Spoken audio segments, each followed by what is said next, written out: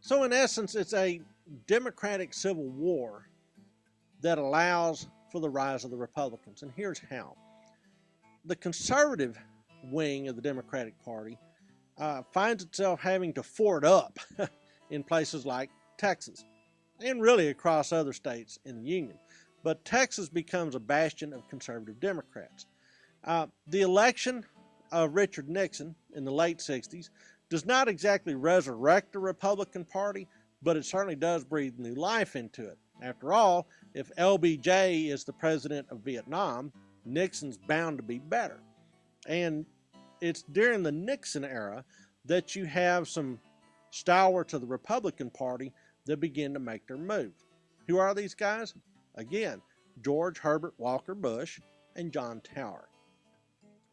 Preston Smith is governor during the early 1970s, and he is a conservative, as is Dolph Briscoe Jr., who is one of Texas's senators in the 1970s. These guys show that there is a conservative shift in Texas, and the liberal elements are slowly but surely being squeezed out.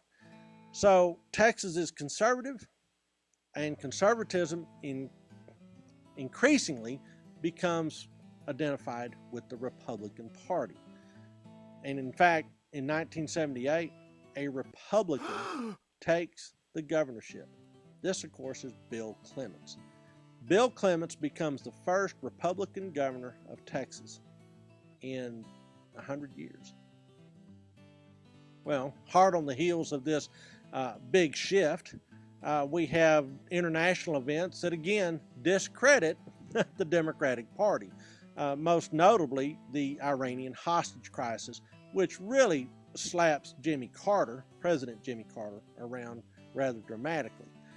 He is replaced by Ronald Reagan. And Ronald Reagan shows a shift nationwide towards conservatism. So Texas is almost pre-positioned to ride that wave. The Reagan Revolution in the 1980s aids the cause of Texas Republicans.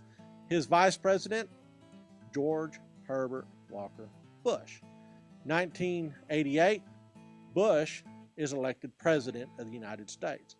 Now, Bush is from Connecticut, but he moved to Midland to cash in on that great Permian oil boom in the post-World War II era, and was able to leverage the money he made in the oil patch into a very successful political career from Texas.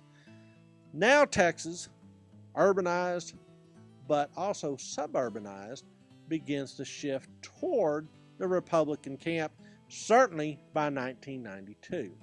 Now, even so, there's a couple of Democratic blips, like the election of Ann Richards to governor in the early 90s, but the trend is toward the Republican camp.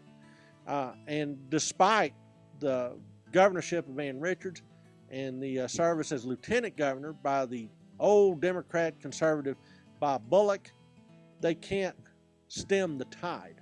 Texas is going Republican, and going Republican in a really big way.